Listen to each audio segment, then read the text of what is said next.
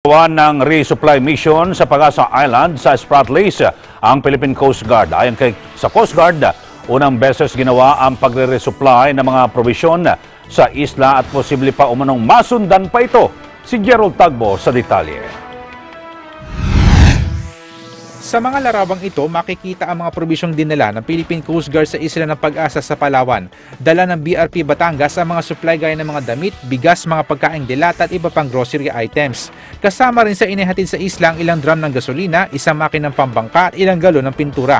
Ayon kay Coast Guard spokesperson Commander Arman Balilo, noong nakaraang linggo isinagawa ang unang resupply mission ng PCG sa West Philippine Sea. Sa mga nakalipas anya, pawang mga civilian ship ang nagdadala ng supply sa Pag-asa. Maganda para sa atin kasi we could continue patrolling the area and we could say na meron tayong presence lalo na doon sa Pag-asa. At maganda rin doon kasi maganda rin nakikita ng mga tao ron na merong government vessel on their side. Maliban sa mga supply, nagbigay rin ng Coast Guard ng isang aluminum boat na magagamit sa pagpapatrolya.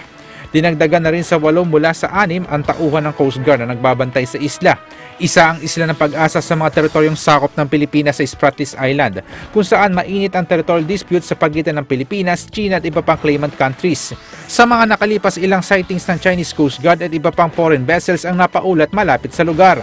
Sinabi ni Balilo na patuloy na pinag-aaralan ng sitwasyon pero posibleng masundan pa ang resupply mission at palakasin ang presensya ng Coast Guard sa bahagi ng Spratlys. Siguro mas baka masundan pa ito sapagkat anyway, sa tingin ko naman hindi naman tayo gagalawin doon sapagkat puti ng barko natin.